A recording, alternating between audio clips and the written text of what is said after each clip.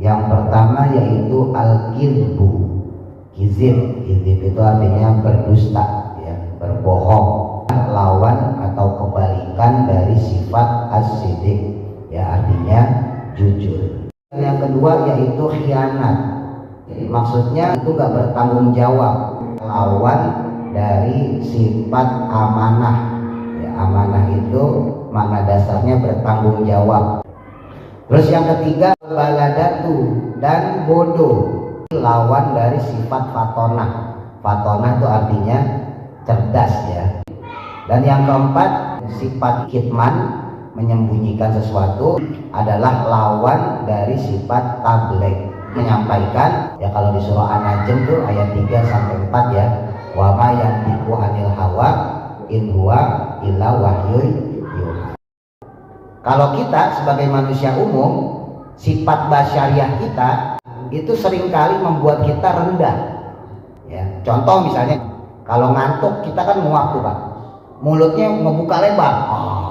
Nabi nguap juga, tapi Nabi nutup pakai tangan kiri punggung bagian belakang, ditutup gini. Batuk, kalau Nabi kalau batuk bersin sama. Kalau kita kan enggak, bersinnya begini nih. Batuk, habis itu salaman sama orang, nular jadinya. Nabi itu kalau minum nggak kayak kita, Pak. Kita kalau minum kan blok-blok kok gitu. Kalau Nabi minum dengan 3 kali napas, 3 kali tegukan. 1 kali minum, tarik napas, 2 kali gitu. Kalau kita kan enggak, apalagi kalau lagi aus, blok gitu, ya. Nah, itu kan merendahkan martabat. Jadi ketika kita mengucap la ilaha illallah Muhammadur Rasulullah, sebetulnya itu terkandung 20 sifat Allah yang wajib, plus 20 sifat Allah yang mustahil, plus sifat jaiz Allah yang 1, plus sifat Nabi dan Rasul yang wajib 4, dan juga yang mustahil 4, ya. Terus kemudian sifat basyariah yang 1, ya. Jadi kalau secara syariat memang artinya tidak ada Tuhan selain Allah, Nabi Muhammad adalah utusan Allah secara syariat. Tapi hakikatnya enggak. Hakikatnya itu ketika kita mengucap kalimat tauhid, la ilaha illallah Muhammadur Rasulullah, atau kalimat syahadat, asyhadu alla ilaha illallah wa asyhadu anna Muhammadar Rasulullah, itu terkandung berbagai sifat untuk Allah dan Nabi. Makanya itu lafaz setel, nggak bisa dipisah, udah satu setel. Allah Tuhan kami, Muhammad Nabi kami, Islam agama kami, Darul Muqimin jalan juang kami. Allah Tuhan kami, Muhammad Nabi kami, Islam agama kami, Darul Muqimin jalan juang kami.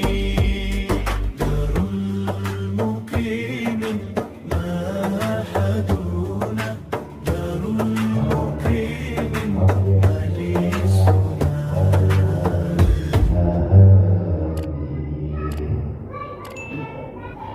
Bismillahirrahmanirrahim. Qala musannifu rahimahullahu ta'ala wa nafa'ana bihi wa bi barakati ulumihi fi daraini amin. Wa yastahilu, dan mustahil, alaihim, bagi mereka, bagi para nabi dan rasul, addatu dzalika, lawan daripada sifat tersebut. 4 sifat wajib bagi nabi dan rasul, yaitu sidik, amanah, tabligh, dan fatonah. Ia adapun dia itu arbaatun, juga ada 4 lawan daripada sifat wajib bagi nabi dan rasul. Yang pertama yaitu al-kizbu. Kizib itu artinya berdusta, ya, berbohong. Maksudnya fi dakwar risalati, di dalam pengakuan risalah kenabian, wa fima, dan pada apa-apa, balaghuhu, yang mana mereka menyampaikannya, anillahi ta'ala, dari Allah subhanahu wa ta'ala. Wa huwa, adapun sifat kizib atau berdusta atau berbohong, itu diddu sidqi, adalah lawan atau kebalikan dari sifat as-siddiq, ya artinya jujur. Ya, mustahil buat Nabi dan Rasul itu berbohong, baik dari sisi pengakuan sebagai seorang Nabi atau seorang Rasul, maupun dari apa-apa yang disampaikan oleh Nabi dan Rasul tersebut. Wal khianatu, dan yang kedua yaitu khianat. Maksudnya berkhianat itu gak bertanggung jawab, bifi'li syai'in, dengan melakukan sesuatu, mimma, dari apa-apa, nuhiya, yang dilarang, anhu, darinya, tahrimun, baik yang hukumnya haram, au karohatun, ataupun hukumnya makruh. Wahia, adapun sifat khianat, itu diddul amanati, adalah lawan dari sifat amanah. Ya, amanah itu makna dasarnya bertanggung jawab. Dari sisi perbuatan sama sikap itu sinkron, ya Pak. Jadi beliau ngomong haram, ya beliau nggak ngelakuin. Beliau ngomong makruh dan beliau meninggalkan. Nah, sementara kalau kita kan kadang-kadang, nauzubillah ya, kita tahu haram, bohong haram, ngomongin kejelekan orang haram, tapi kita masih ngelakuin. Nah, itu bedanya.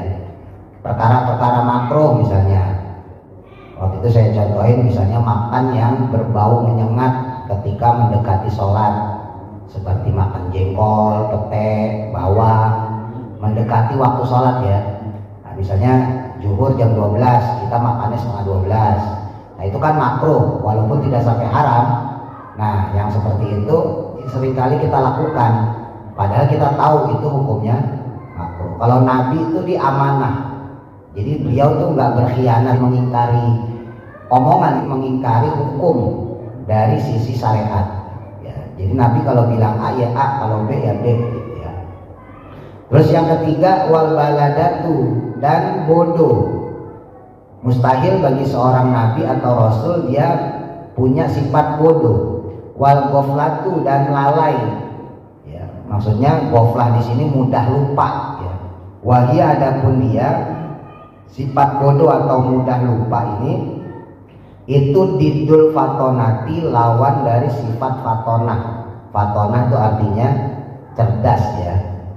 Wakit manusyai'in, dan yang keempat, menyembunyikan sesuatu, mimma, dari apa-apa, umiru, yang diperintahkan, bitablighihi, untuk menyampaikannya. Wahwa, adapun sifat kitman, menyembunyikan sesuatu, itu diddut tablighi, adalah lawan dari sifat tabligh, menyampaikan. Ya, kalau di surah An-Najm tuh ayat 3 sampai 4 ya. Wa ma yantiqu anil hawa in huwa illa wahyun yuha. Jadi Nabi itu kalau diberikan satu wahyu itu langsung disampaikan kepada umat, nggak ditambahin, nggak dikurangin, gitu ya.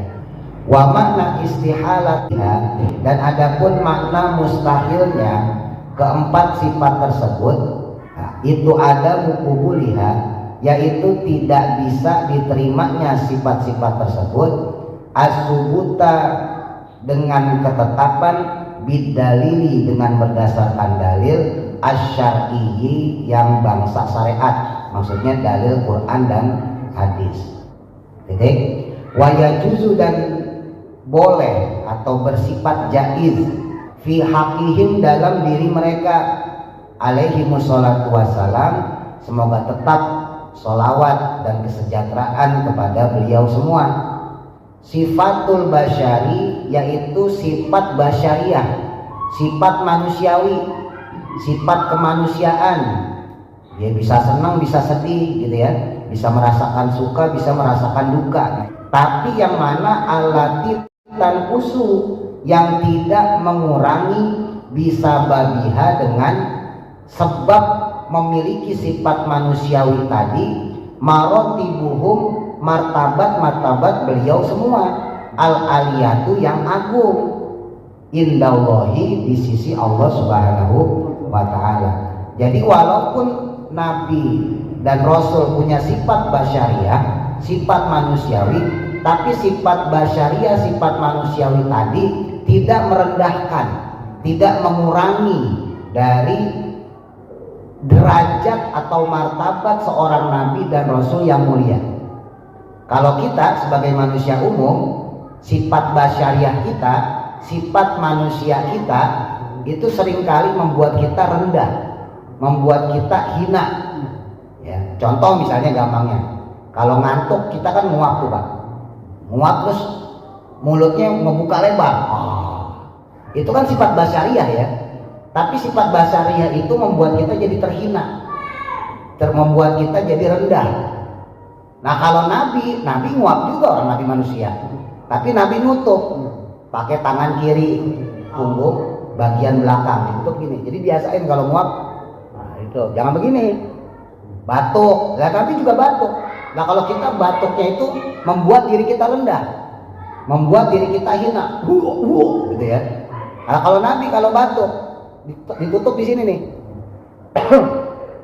tutupnya gini, bersin, sama. Kalau kita kan enggak, bersinnya begini nih, batuk, habis itu salaman sama orang, nular jadinya, nepak ya kan. Jadi punya sifat basyariah, tapi sifat basyariah Nabi dan bagi Rasul itu enggak mengurangi derajat beliau, nggak mengurangi martabat beliau di sisi Allah, gitu ya. Nah, diantaranya misalnya al-akli seperti makan, wasyurbi dan kemudian minum. Nabi makan, Nabi minum. Cuman kalau kita kadang-kadang makannya suka pakai tangan kiri, kan gitu. Nah kalau Nabi sama Rasul kagak pernah makan pakai tangan kiri. Nah jadi nggak mengurangi derajat beliau. Fakana, ya karena dahulu Sayyiduna, ya pimpinan kita Rasulullah Shallallahu Alaihi Wasallam, yaitu baginda Rasulullah Shallallahu Alaihi Wasallam, itu yakulu juga beliau makan al-lahma akan daging, wa yuhibbuhu dan menyukainya. Itu sama, Nabi juga makan daging dan Nabi suka sama daging, ya seperti kita. Wa yakulu dan juga beliau makan ad-dajaja akan ayam jantan atau ayam jago. Wa yuhibbul halwa dan juga Nabi itu makan manisan, wal asala dan juga madu. Wa yuhibbu dan kemudian Nabi juga menyukai syurbal ma'i akan meminum air al-baridi yang dingin. Wa yashrobahu dan kemudian minum fi salasati anfasin dalam 3 kali napas atau 3 kali tegukan. Nah ini tadi tuh Nabi sama seperti kita makan dan minum, cuman makan minumnya Nabi itu nggak membuat beliau menjadi rendah. Di sini diberikan contoh sama Syekh Nawawi Banten, misalnya ketika beliau minum, Nabi itu kalau minum nggak kayak kita Pak, kita kalau minum kan blok-blok kok gitu. Kalau Nabi minum enggak, dengan 3 kali napas, 3 kali tegukan, 1 kali minum, tarik napas, 2 kali. Gitu. Kalau kita kan enggak, apalagi kalau lagi aus, gitu ya. Nah itu kan membuat kita jadi rendah, maksudnya merendahkan martabat. Kalau Nabi itu enggak, minumnya gitu, minum 1, 2, 3. Jadi makannya sama, minumnya sama, tapi caranya beda. Caranya Nabi, caranya para Rasul itu enggak membuat beliau menjadi rendah. Tapi kalau kita membuat diri kita jadi rendah. Kadang makan sambil berdiri, ya, kalau di pesta-pesta nikah tuh kan buah semua, kayaknya enak aja gitu. Jadi nggak ubahnya seperti binatang. Lah kambing kalau makan duduk ke berdiri, berdiri. Sapi kalau makan, dan berarti kita kalau makan berdiri sama kayak gitu, membuat diri kita rendah sendiri. Ya walaupun tidak sampai haram ya, makan berdiri makruhnya makruh tahrim. Ya tapi kalau dilakukan terus-menerus jadi haram. Ya, cuma kalau sesekali gitu ya. Tapi selama masih bisa duduk, usahain duduk gitu ya. Jadi makan minumnya Nabi itu enggak membuat beliau menjadi rendah derajatnya. Nah kalau kita makan minum kadang-kadang membuat derajat kita menjadi rendah. Wa yukrahu dan Nabi juga tidak suka ya syurbal ma'i minum air al-hari yang panas. Yang panas banget maksudnya ya, bukan anget. Ya kalau anget kayak kopi, teh ya biasa Nabi juga. Tapi kalau yang panas banget enggak. Li'annahu, karena sesungguhnya yang demikian tersebut, minum dengan air yang sangat panas itu yu'li, bisa membuat sakit al-mu'addata, akan lambung. Tuh, karena bisa bikin gampang sakit lambung. Wala yurwiya, dan juga minum sampai puas. Ya makan sampai kenyang banget ya makruh. Minum sampai puas banget juga Nabi nggak pernah ngelakuin gitu. Walaupun tidak sampai haram ya. Minumnya tuh sampai belegekan, Mbak. Nah, mungkin kalau hari biasa mah jarang. Buka puasa. Buka puasa kan kayaknya aji mumpung. Kelaparan ya. Kalau yang doyan teh ya, bikin teh. Udah gitu doyan kopi juga, bikin kopi juga. Itu dicobain semua tuh. Jadi benar-benar sampai puas. Jadi rakus ya. Nah, Nabi tuh minum tapi nggak seperti itu. Wakana, dan juga adapun kanjeng Nabi itu yang beliau merendam at-tamro, akan kurma, wa yashrabu, dan kemudian beliau meminum ma'ahu, akan airnya. Nah, kalau ini sunnah nih. Bapak kalau punya kurma ya, sebagian ditaruh di air, direndam. Nah, terus airnya diminum. Nah, apa manfaatnya? Karena lihat litqo'ami, untuk bisa membuat pencernaan makanan itu jadi lancar. Walam yakul, dan kemudian juga Nabi tidak pernah makan tobihon, akan masakan baridan yang dingin, yusahon, yang dipanaskan atau bahasa kita diangetin, lahu padanya, bil budui, pada waktu pagi. Nah, Nabi juga nggak pernah makan angetan di pagi hari. Kenapa Nabi nggak pernah makan angetan? Satu, yang pertama Pak, orang kalau makan angetan yang tadi malam itu paginya lemes, karena makanan itu udah hilang vitaminnya, proteinnya. Makanya ada kesunahan kalau di pagi hari makan makanan yang baru. Bukan berarti makan angetan kagak boleh, makan angetan ntar buat siang-siangan, jam 11, jam 12 makan siang lah. Nah, jadi kalau pagi supaya fresh, yang kerja biar semangat gitu ya, yang dagang biar semangat, usahain makan dari makan yang baru gitu ya. Walaupun nggak apa-apa makan angetan tuh nggak apa-apa. Itu hikmah yang pertama. Hikmah yang kedua, lah emang Nabi sendiri secara pribadi, beliau itu kalau pagi itu nggak pernah makan berat. Di pagi hari ya, beliau tuh nggak pernah makan berat kayak kita makan nasi gitu. Kalau di Arab ya daging, terus makan apa bubur gitu ya. Enggak. Nabi itu kalau pagi paling makan korma doang, udah berangkat dagang, berangkat dakwah. Jadi hikmahnya di situ. Kenapa Nabi nggak pernah makan angetan? Satu, dia nggak produktif. Ya, bukan berarti nggak boleh. Ya sekedar kenyang mah kenyang. Bapak makan sayur asem diangetin, ya semur diangetin, ya kenyang mah kenyang. Cuman nggak ada vitaminnya. Sementara kita akan beraktivitas di situ kan. Yang kerja bakal kerja, yang dagang bakal dagang gitu ya. Nah, jadi biar ada semangatnya makan makanan yang baru.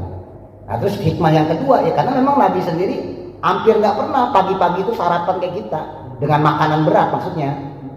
Beliau itu makannya paling korma. Nanti beliau siang-siang baru makan.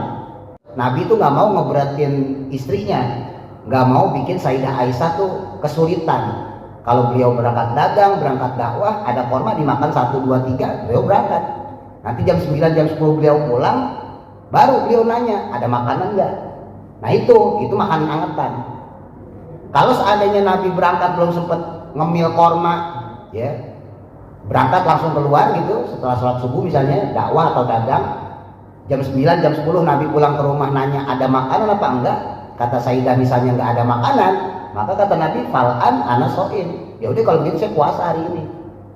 Ya, jadi biar Bapak paham, Nabi itu enggak seperti kita yang pagi itu misalnya sarapan nasi uduk, lontong gitu ya, makanan yang berat gitu. Nabi itu jarang, walaupun sesekali kadang kalau diberikan hadiah sama orang ya dikasih dimakan ya, tapi seringkali Nabi itu makan makanan yang ringan.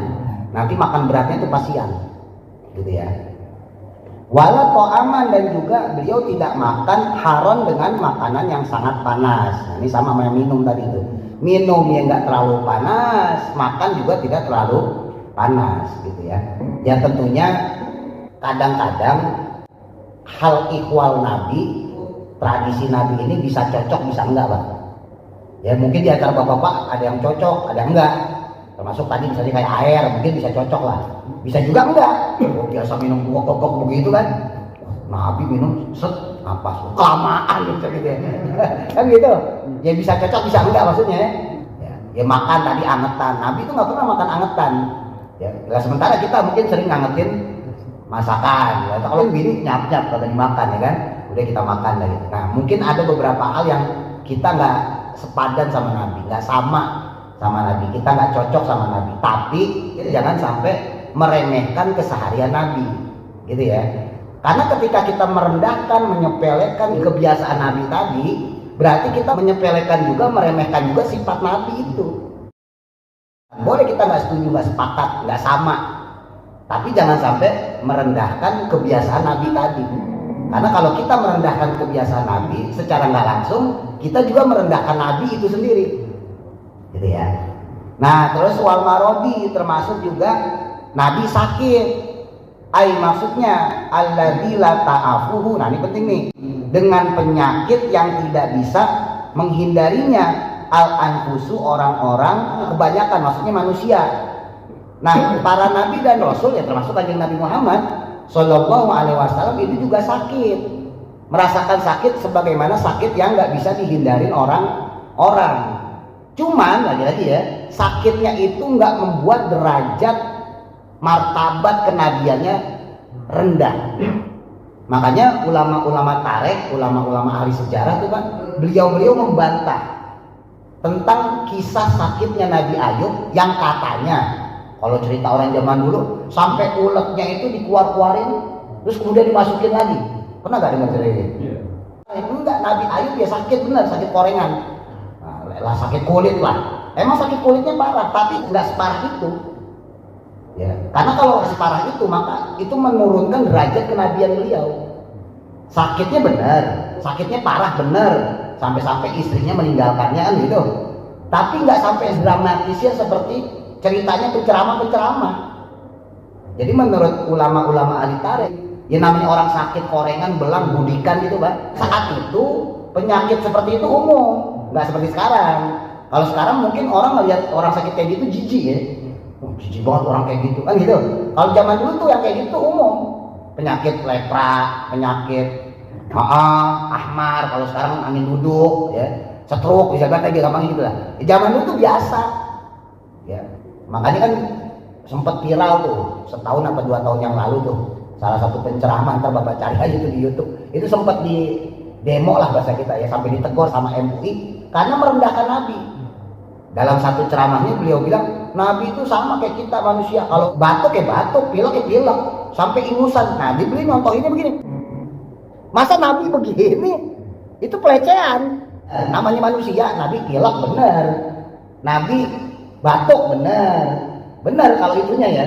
Kemudian si penceramah ini memberikan contoh sampai begini, kalau jauh bilang umbelan. Lah kan berarti yang kayak begitu udah merendahkan derajat Nabi. Lah itu somasi sama MUI itu. Saya nggak usah sebut penceramahnya ya, tapi terkenal penceramahnya. Tahu Nabi sakit benar, pilek benar, ya batuk ya namanya manusia kan gitu. Tapi nggak sampai segitunya. Kalau itu kan udah didramatisir, biar kelihatan heboh aja gitu. Ya kan nggak mungkin Pak. Kayaknya nggak pantas banget lagi ngajar gini, lagi pilek. Kayaknya nggak pantas banget ya. Jangan kan Nabi, usah aja saya nggak pantas gitu. Kan ibaratnya gitu. Nah ini sama tuh, Nabi Ayub juga begitu. Ya, makanya saya sendiri secara pribadi lebih cenderung setuju dengan pendapat ulama tarikh, ulama sejarah yang mengatakan bahwa Nabi Ayub itu betul beliau sakit kulit intinya, tapi nggak sampai seperti yang diceritakan orang-orang yang jahil, di mana ada ulet, terus kemudian pas mau sholat dikeluarin dulu, dia sholat habis itu dimasukin lagi. Karena itu udah merendahkan derajatnya sebagai Nabi, ya enggak? Logikanya lah. Kalau sakitnya nggak merendahkan beliau, ya. Sakit parah yang dialami Nabi Ayub itu nggak merendahkan derajat beliau. Tapi kalau sampai ulet dikeluarin terus dimasukin lagi, kan bodoh namanya. Saking orang itu pengen menerangkan tentang kesabaran Nabi Ayub. Maksudnya bagus, tapi caranya salah. Ya kan? Kan tujuannya itu buat nerangin Nabi Ayub itu sabar sampai sakitnya begitu. Nabi mau sholat uletnya dikeluarin, sholat dimasukin lagi. Lah kan bodoh ya kayak gitu. Ya pernah ya dengar cerita kayak gitu ya. Nabi itu ya sakit juga, panas, pusing, meriang, bahkan disantet. Kemarin saya cerita tuh, Nabi pernah loh disantet Pak. Makanya turun surat Al-Falaq Anas dan surat Al-Mu'awwidhatain. Dua surat yang diawali dengan lafaz a'udzu, yaitu a'udzu birabbin nas sama a'udzu birabbil falaq itu ya. Itu kan turunnya itu karena Nabi disantet sama orang Yahudi. Wal liqa'i, dan kemudian juga sifat yang basyariah ya para nabi dan rasul, yaitu hubungan badan al-halali dengan cara yang halal tentunya, maksudnya menikah ya. Para nabi dan rasul juga menikah. Wa nahwi dzalik, dan semacam hal tersebut lainnya. Tuh. Titik. Wa yajma'u, dan kemudian menghimpun makna hadhihi sifati, akan makna sifat-sifat ini, kuliha semuanya, maksudnya sifat para nabi dan rasul dan sifat sebelumnya ya, yaitu sifat Allah yang ada 20 ditambah sifat mustahil juga yang 20 dan sifat jaiz Allah 1 kemarin itu sebelumnya. Ayyal tazimu, memastikannya terhimpun tuh semua, yaitu qaulul la ilaha illallah, oleh lafaz atau ucapan la ilaha illallah Muhammadur Rasulullah, kalimat tauhid Pak. Ayyajma'u, maksudnya menghimpun atau mengumpulkan makna alfazi, makna lafaz-lafaz ad-dalati yang menunjukkan ala hadhihi sifati, akan sifat-sifat ini, as-sabitati yang tetap, lillahi ta'ala, bagi Allah subhanahu wa ta'ala, wali rusulihi, dan untuk rasul utusan-utusannya Allah ya. Makna qaulika, dari makna ucapan kamu, maksudnya ucapan kita, yaitu lafaz la ilaha illallah Muhammadur Rasulullah. Fal jami'u, maka penghimpun, lil aqaidi, pada berbagai akidah, innama huwa, sesungguhnya hanya saja dia, itu makna hadal qauli, yaitu makna secara hakikat ucapan ini. Tuh, la naqsul qauli, bukan hanya ucapan semata.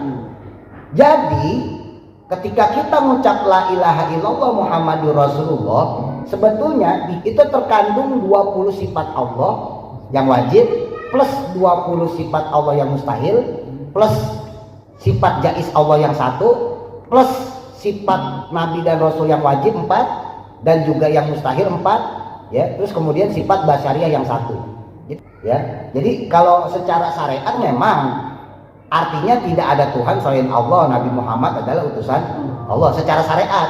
Tapi hakikatnya enggak. Hakikatnya itu ketika kita mengucap kalimat tauhid, la ilaha illallah Muhammadur Rasulullah, atau kalimat syahadat, asyhadu alla ilaha illallah wa asyhadu anna Muhammadar Rasulullah, itu terkandung berbagai sifat untuk Allah dan Nabi. Makanya itu lafaz setel, nggak bisa dipisah, udah satu setel.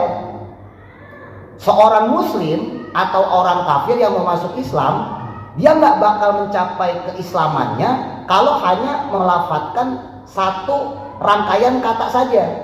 Padahal itu ada 2 rangkaian. Rangkaian pertama la ilaha illallah, rangkaian kedua Muhammadur Rasulullah. Kalau syahadat berarti rangkaian pertama asyhadu alla ilaha illallah, rangkaian kedua wa asyhadu anna Muhammadar Rasul. Itu kan satu setel. Maka orang Islam dia nggak bisa dianggap seorang muslim, atau orang kafir yang mau masuk Islam belum bisa dianggap seorang muslim kalau hanya satu dari lafaz tersebut. Misal dia mengucapnya la ilaha illallah doang tanpa mengucap Muhammadur Rasulullah, atau sebaliknya Muhammadur Rasulullah doang tanpa mengucap la ilaha illallah. Kalau syahadat ya berarti dia cuma mengucap asyhadu alla ilaha illallah tanpa mengucap wa asyhadu anna Muhammadar Rasul. Nggak bisa disebut orang Islam. Bukan nggak sempurna ya, nggak bisa disebut orang Islam kalau lafadznya cuma diambil satu rangkaian, bahwa Allah sebagai Tuhan tapi tidak menerima Nabi Muhammad sebagai Nabi. Makanya kalau di zaman Nabi ya, orang Yahudi misalnya, orang Nasrani misalnya, di zaman Nabi orang Yahudi Nasrani itu masih banyak yang bertuhankan Allah. Bukan Yahudi Nasrani sekarang ya. Yahudi Nasrani zaman Nabi yang disebut di dalam Quran min ahlil kitab, orang-orang ahlul kitab. Maksudnya ahlul kitab, mereka itu orang yang mempelajari kitab Taurat Nabi Musa, kitab Zaburnya Nabi Daud, kitab Injilnya Nabi Isa. Makanya disebutnya min ahlul kitab. Itu orang-orang saat itu Yahudi Nasrani itu bertuhankan Allah kan. Cuman mereka nggak bisa nerima Nabi Muhammad sebagai utusan Allah, pengganti Nabi mereka itu. Boleh dinikahkan gitu. Boleh, makanya sama Nabi boleh dinikahin. Kalau min ahli kitab ya, zaman dulu tapi sekali lagi. Sekarang nggak ada ya. Sekarang udah nggak ada. Zaman Nabi itu makanya para sahabat diperbolehkan nikah dengan min ahli kitab karena mereka bukan kafir, mereka nyembahnya Allah. Cuman mereka belum bisa menerima Nabi Muhammad SAW sebagai Nabi mereka. Makanya Nabi udah nggak apa-apa nikah. Mereka kan belum bisa menerima saya doang, tapi mereka bisa menerima Allah sebagai Tuhan. Insya Allah dengan kamu menikah nanti lama-kelamaan dia bisa menerima saya. Makanya banyak sahabat-sahabat Nabi yang nikah dengan ahli kitab ya, yang kemudian ahli kitab itu benar masuk Islam, bisa menerima Nabi. Tapi kan di sisi lain juga banyak yang nggak bisa menerima Nabi, bahkan memusuhi Nabi kayak gitu ya. Nah itu berarti syarat Islam ya. Syarat Islam itu nggak bisa dilepas dari satu paket tadi, asyhadu an la ilaha illallah wa asyhadu anna muhammadan, nggak bisa. Makanya kayak yang terkenal misalnya golongan Ahmadiyah ya, punya nabi namanya Mirza Ghulam Ahmad, orang India, udah mati tapi ada lagi tuh Al-Qiyadah Al-Islamiyah, nabinya Musodek, itu jamaahnya 200.000 loh Pak, se-Indonesia, dan orang-orang pinter, dosen, profesor. Aneh kan, dapat wahyunya di Gunung Bunder. Kalau Nabi Muhammad di Goa Hiro, dia nggak dapat wahyu di Gunung Bunder.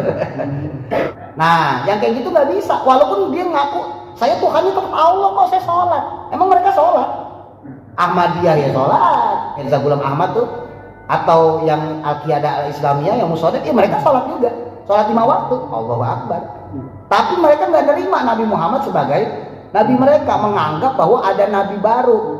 Padahal la nabiyya ba'dah, tidak ada nabi satupun setelah Nabi Muhammad, itu akidah. Nah dengan demikian karena dia cuma nerima la ilaha illallah, tapi Muhammadur Rasulullah yang nggak diterima, maka dia bukan Islam. Nggak bisa disebut Islam. Sebagaimana di zaman Nabi, orang Yahudi, orang Nasrani yang min ahlil kitab, walaupun mereka nerima Allah sebagai Tuhan, tapi karena nggak nerima Nabi Muhammad sebagai nabinya, maka nggak bisa disebut Islam. Nabi nyebutnya Yahudi, Nabi nyebutnya Nasrani, Nabi nggak nyebut orang Islam, gitu ya. Nah saya bisa dulu. Wabayanu zalika, dan adapun penjelasan hal tersebut, anal jumlata, sesungguhnya rangkaian kata kalimat kalau bahasa kita, al-ula yang pertama, lafaz yang pertama maksudnya, wahya adapun dia itu qauluhu, yaitu ucapannya la ilaha illallah, kalimat pertama ya. Kalimat keduanya kan Muhammadur Rasulullah, insya Allah kita bahas minggu depan lah. Yang dibahas yang la ilaha illallah dulu nih. Itu afada, menghasilkan al-iqraro, akan pengakuan binafil uluhiyati, dengan peniadaan ketuhanan an ghairihi ta'ala, dari selain Allah ta'ala, wa isbatiha, dan penetapannya ya maksudnya penetapan ketuhanan lahu kepadanya, kepada Allah, wa haqiqatul ilahi, dan adapun hakikat ketuhanan, huwa adapun dia, yang dimaksud Tuhan itu siapa sih? Ya Allah tuh siapa sih? Ya al-ma'bud, yaitu zat yang disembah, bihakin, dengan sebenar-benarnya. Wa yalzamu, dan memastikan, minhu darinya, annahu ta'ala, bahwa sesungguhnya Allah ta'ala itu mustaqmin, tidak butuh, an kulima, dari setiap perkara, siwahu, selainnya, wa muftakirun, dan justru membutuhkan, ilaihi, kepadanya, kuluma, setiap perkara, maksudnya setiap makhluk, adahu, selain dirinya, selain Allah. Fa makna la ilaha illallah, maka makna dari lafaz la ilaha illallah itu la ma'buda bihaqqin. Nah nih, makna lafaz la ilaha illallah secara dasar tidak ada Tuhan selain Allah, tapi sebetulnya secara hakikat maknanya adalah la ma'buda, tidak ada zat yang pantas disembah, bihaqqin, dengan sebenar-benarnya, fil waqi'i, dalam kenyataan di alam semesta ini, illallahu, kecuali Allah. Makanya dulu pernah saya sampaikan, kalau di Jawa Pak, kita di santri itu ngartiin la ilaha illallah, la ilaha ora ono pangeran kang wajib den sembah iku maujud illallah, kecuali Allah. Bahasa terjemahnya, tidak ada zat yang wajib disembah. Jadi tidak ada Tuhan di situ, maknanya sebetulnya panjang. Tidak ada Tuhan yang wajib disembah dengan sebenar-benarnya kecuali Allah. Aslinya begitu ya. Terakhir wa yalzamu, dan kemudian memastikan, min dzalika dari makna tersebut annahu bahwa sesungguhnya Allah Ta'ala itulah mustaghniyan. Nah, kalau Allah tidak membutuhkan an kulli ma dari setiap perkara siwahu selainnya, wala muftaqira dan juga tidak ada zat yang butuh ilaihi kepadanya, kulluma setiap perkara adahu selainnya, illallahu ta'ala kecuali Allah Ta'ala. Wa hadzal lazimu dan adapun hal kepastian ini itu yajma'u mengumpulkan jami'al aqaidi seluruh akidah-akidah al-muta'alliqati yang berkaitan bil ilahi dengan sifat ketuhanan, li anal istighnaa karena sesungguhnya tidak butuhnya Allah atau kemandirian Allah itu yaltazimu memastikan wujuba wujudihi akan wajibnya sifat wujudnya Allah, wa qidamahu dan qidamnya Allah, wa baqa'ahu dan sifat baqonya Allah, wa mukhalafatahu lil hawadisi dan sifat mukhalafatul lil hawadisinya Allah, wa qiyamahu binafsihi. Nah, ini sifat-sifat Allah yang kemarin kita pelajarin ya. Wa wujuba sam'i dan kepastian dari Allah yang punya sifat as-sama, maha mendengar, wal basor sifat basor, wal kalam dan sifat kalam, wa kaunahu dan juga sifat keberadaannya Allah sami'an sebagai zat yang maha mendengar, wa basiron sama ya, wa mutakaliman yang kemarin kita pelajarin. Idlau lam tajid yang jika tidak terpastikan lahu padanya pada Allah asifatu sifat ini lakana maka niscaya Allah itu muhtajan akan menjadi sosok yang butuh ilal muhdisi kepada para makhluk awi mahali atau butuh kepada tempat. Tuh kalau Allah nggak punya sifat 20 yang kita pelajari kemarin berarti Allah butuh makhluk, Allah butuh tempat, auman atau kepada orang maksudnya makhluk yadfa'u yang bisa mencegah anhu darinya anakoiso akan berbagai kekurangan.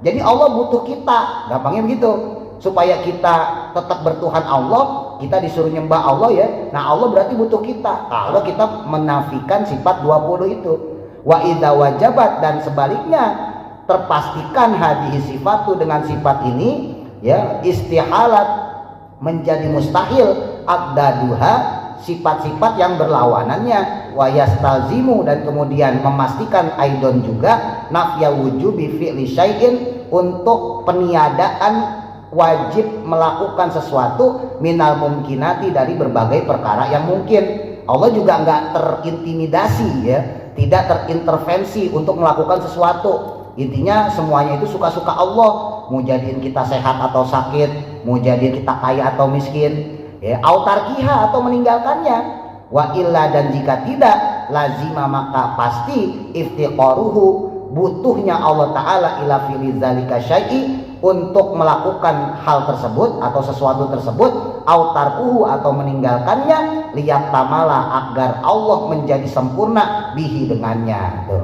Fajumlatu ma maka adapun jumlah ma dari perkara istalzamahu yang memastikannya al-istighna'u tidak butuhnya Allah atau kemandirian Allah itu salasun wa isruna ada 23 akidatan akidahnya wali annaftiqoral hawadisi dan karena sesungguhnya butuhnya para makhluk ilal ma'budi kepada Allah zat yang disembah bihakin dengan sebenar-benarnya yaltazimu yang memastikan al-hayata akan sifat hidup wal qudroh, nah ini juga sifat Allah tadi ya, wal qudroh dan sifat qudroh, wal irodah dan sifat irodah, wal ilma dan sifat ilmu, wa kaunahu dan keberadaan sifat Allah lainnya, hayyan yaitu yang maha hidup, wa qadiran dan sifat qadiran, wa muridan dan sifat muridan, wa aliman dan sifat aliman, wal wahdaniyata dan sifat wahdaniyah esa. Wa mata wajabat maka di saat pasti hadhihi sifatu sifat-sifat ini ya istahalat maka menjadi mustahil addaduha sifat-sifat berlawanan tersebut tadi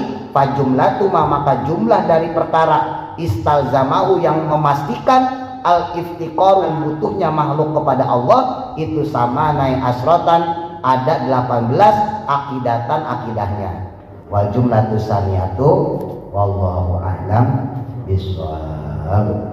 Mudah-mudahan manfaat. المكرم معهدنا دار المكرمين مدلسنا